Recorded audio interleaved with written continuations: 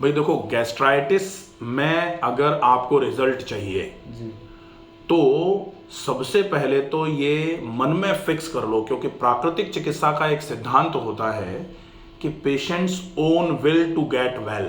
जी, बताइए। कभी कभी मरीज गैस्ट्राइटिस के हमारे वाले चैनल पे अगर कभी कमेंट्स देखोगे तो कभी कभी मरीज लिखते हैं कि हाँ हमको तो ऐसा लग रहा है कि हम कभी ठीक ही नहीं होंगे, अब तो आत्महत्या कर लेनी चाहिए। सर वो तो बात सही है, बट आदमी इतना परेशान हो जाता है। हाँ, बट ये है कि सर हम अब उस पॉजिटिव है। परेशानी को खत्म करने के लिए परेशानी इलाज नहीं है, जी जी परेशानी को खत्म करना है। जी जी तो उस परेशानी को खत्म करने के लिए प्रयास आवश्यक है। परेशान होना तो प्रयास है नहीं। कोई सॉल्यूशन नहीं है। हाँ, तो परेशानी को खत्म करने के लिए प्रयास आवश्यक है, और प्रयास भी सही दिशा में होना चाहिए। हम तो खूब तेज दौड़ने लग गए कि प्रयास कर रहे हैं, लेकिन दिशा है हमको जाना है दिल्ली और हम दौड़ रहे हैं अपोजिट बंबई की तरफ, जी जी तो दिल्ली नहीं पहुंचेंगे ना। नहीं सही। तो आवश्यकता है कि आप अगर सही डायरेक्शन में अच्छे तरीके से प्रयास करेंगे, डेफिनेटली आपको गैस्ट्राइटिस में आराम मिलेगा। गैस्ट्राइटिस के लिए जैसे टेस्ट जो होता है वो हमने एंडोस्कोपी करा ली। जैसे गैस्ट्राइटिस में सिम्टम्स में पेट भारी हुआ, वजन कम हुआ, चिड़चिड़ापन बढ़ गया, एकदम से कमजोरी बढ़ गई, ये सब लक्षण हैं। ये लक्षण फील हुए होंगे, हो रहे होंगे। जी सर, मैं ज़्यादा टॉलरेट कर नहीं पाता हूँ, खासकर अगर मेरी मिस्टेक ना हो तो मैं बिल्कुल, चाहे कितना भी बड़ा अधिकारी हो। बिल्कुल, ये टॉलरेंस का कम होना भी गैस्ट्राइटिस का ही एक लक्षण है। हाँ, एक तो होता है कि ये नेचर है, और एक होता है कि नेचर तो है लेकिन बीमारी का है, बीमारी का नेचर है। जी जी तो जिनको गैस्ट्राइटिस है वो टॉलरेट नहीं कर पाते, उनकी टॉलरेंस पावर जो है वो वीक हो जाती है। अगर उनसे किसी चीज को 3 बार पूछ दिया जाए तो चौथी बार में गुस्सा यहां आ जाएगा, और यहां से कब बाहर जाएगा पता नहीं लगेगा। जी सर, देखने में सिंपल है, मतलब शांत हूँ, बट अगर कोई मुझे अगर टॉन्ट करता है तो फिर मैं हाँ, सहन तो नहीं पाता। वो इस बीमारी का एक लक्षण। वैसे तो अगर जैसे कुछ लोग कहेंगे कि नहीं ये तो सबके साथ ही होता है कि कोई किसी को छेड़े तो गुस्सा तो सबको ही आता सर है, वैसे मैं बहुत शांत आदमी हूँ। लेकिन इस बीमारी में ये नेचर और प्रोवोक्ड हो जाता है और एकदम से बढ़ा हुआ रहता है। ठीक है, अब हम देखें कि अगर ये बीमारी है जी तो इस बीमारी के ट्रीटमेंट के पहले कंफर्मेटरी डायग्नोसिस किस चीज से करी जाएगी। तो कंफर्मेटरी डायग्नोसिस होती है कि आप तो बिल्कुल कंफर्म हो गए। जनरली लोग क्या है कि एंडोस्कोपी नहीं कराई साहब, हमने सोनोग्राफी कराई थी उसमें तो कुछ ही नहीं आया, तो सोनोग्राफी में तो कुछ नहीं आएगा। जी जी जी ठीक है, जैसे अपनी सोनोग्राफी भी आपने करा रखी है, सोनोग्राफी है ये आपकी, इसमें नो सिग्निफिकेंट एबनॉर्मलिटी सीन, कुछ नहीं आया ना। जी जी, जब भी कराते हैं ऐसे ही आएगा। तो ये जो हमारा यूरिन ट्रैक है, सम टाइम उसमें इन्फेक्शन दिखाता है। उसमें इन्फेक्शन जो है वो एक अलग कंडीशन है, वो सोनोग्राफी का ये वाला रोग का रिलेशन नहीं है उससे। ठीक है, जी जी, इसमें कुछ नहीं आता है। एक तो इससे रिलेटेड कुछ नहीं आया। अब अपन ने दूसरा वाला जांच कराई, दूसरी वाली जांच जिसमें कुछ आ सकता है वो है लिवर फंक्शंस। तो लिवर फंक्शन कराए, पता लगा अल्कलाइन फास्फेटेज या फिर एसजीओटी पीटी थोड़े बड़े हुए आए। तो थोड़े बड़े हुए आए, ये क्या बता रहे हैं, ये बता रहे हैं कि पाचन तंत्र से संबंधित कोई समस्या है। जी लेकिन क्या है इससे पता नहीं लग रहा।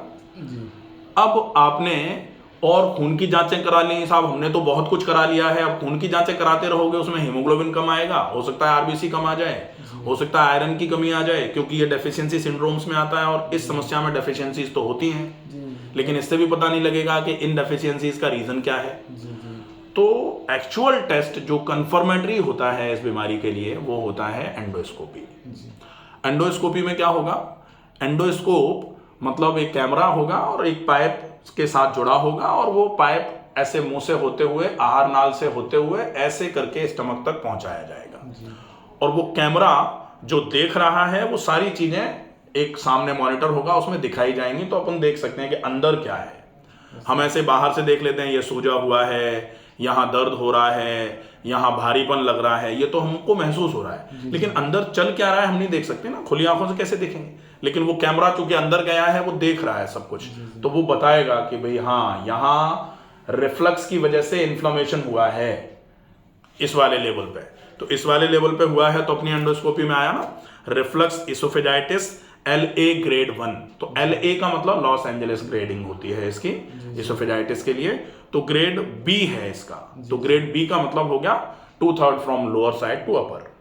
ठीक है, तो ये आ गया। अब ये अंदर जाएगा, स्टमक में जाएगा, तो स्टमक की कंडीशन देखेगा, स्टमक में क्या है। और फिर स्टमक से थोड़ा सा ये नीचे की तरफ जाता है जो D1 को भी देख लेता है। D1 मतलब डिओडिनम। तो डिओडिनम को देखा अपन ने, डिओडिनम की बायोप्सी भी करा ली फिर। तो डिओडिनम की बायोप्सी में क्या आया? Non specific chronic inflammation of duodenum, जी ये आ गया। अब ये तो हो गया कंफर्म कि हाँ भाई ये तो प्रॉब्लम तो है। जी अब इस प्रॉब्लम का सलूशन कैसे किया जाए?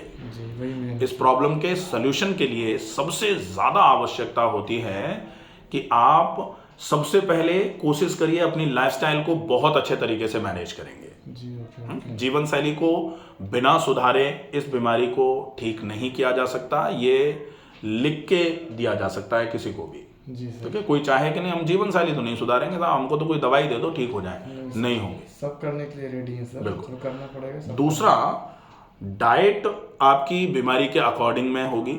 जी सर। तीसरा, जो अपन कह रहे हैं कि खाना पच नहीं रहा है, ऊर्जा शरीर में मिल नहीं रही है, जी सर। उस पचने के लिए या भूख लगाने के लिए बहुत आवश्यकता होती है कि कैसे भी करके आप खाने का पाचन ढंग से हो, भूख दोबारा जनरेट हो। इसके लिए आप जो भी खाया है आपने पहले, उसको पचाने की व्यवस्था करो। जी और बैठे बैठे या लेटे लेटे या ज़्यादा सोचने से तो खाना नहीं पचेगा। नहीं सर। खाना कब पचता है? जब शरीर को ऊर्जा की आवश्यकता होती है, तो खाना जो खाया हुआ है वो जल्दी जल्दी पच करके शरीर को ऊर्जा देने का काम करने की कोशिश करता है। जी जी। अब शरीर को ऊर्जा की आवश्यकता कब होती है? लेटे रहने से। जब आप फिजिकल वर्क हाँ, जब आप फिजिकल एक्टिविटीज करते हैं। जी अब फिजिकल एक्टिविटीज में फिजिकल वर्क आ सकता है या फिर फिजिकल एक्टिविटीज में एक्सरसाइजेज आ सकती हैं। जी सर। तो फिजिकल वर्क या फिर एक्सरसाइजेज, दोनों में से कुछ भी। जी फिजिकल वर्क आजकल की लाइफस्टाइल में ऐसा है नहीं कि हम भाई काम है नहीं, आजकल तो सारे काम हाथों से करने की बजाय मशीनों से हो रहे हैं। कपड़े धोने के मशीन, बर्तन धोने की मशीन, पोंछा लगाने की मशीन, और जो काम मशीनों से नहीं हो पा रहे वो हम किसी दूसरे को हायर करके करवा लेते हैं। झाड़ू लगाने वाला अलग रख लिया, पोंछा लगाने वाला अलग रख लिया, खाना बनाने वाला अलग रख लिया, गाड़ी चलाने के लिए भी ड्राइवर अलग रख लिया। तो ये अलग अलग चीज़ें हैं। तो हम बेसिकली हम क्या कर रहे हैं? जो हम कर सकते हैं, खुद के शरीर को बीमार कर रहा हूँ। हाँ, जो हम कर सकते हैं, जिसमें हम फर्टाइल हैं, हम वो कर रहे हैं। और आदमी कहता भी यही है कि काम वही करना चाहिए जो हमको आता है। लेकिन जो हमको आता है वो हम अच्छे तरीके से करते रहें, इसके लिए बहुत आवश्यकता है कि हम अपने शरीर को स्वस्थ भी रखें। और स्वस्थ रखने के लिए बहुत आवश्यकता है कि हम नियमित काम या फिर व्यायाम करें। काम नहीं कर रहे हैं चल जाएगा, लेकिन काम नहीं कर रहे और व्यायाम भी नहीं करेंगे, नहीं चलेगा। जी सर, समझ गया। तो व्यायाम आवश्यक है। जी चाहे कुछ करना पड़े, कहीं से भी समय निकालना पड़े, व्यायाम के लिए समय जरूर निकालो। सर समय है, पहले इतनी नॉलेज नहीं थी, स्टूडेंट थे सर, हाँ। पढ़ाई में लगे रहते थे। बिल्कुल। तो अब चूंकि अब सही है, नौकरी भी अच्छी है, सब कुछ बढ़िया चल रहा है, लाइफ बिल्कुल ठीक है, शरीर इतना खराब नहीं है अभी लोगों का, इससे भी बहुत खराब हो जाता है। जी जी जी। तो कोशिश ये करो कि कैसे भी करके आप व्यायाम के लिए समय निकालो। और व्यायाम के लिए समय निकालने के लिए एक मोटिवेटिव स्लोगन है, वो लिख के रख लो।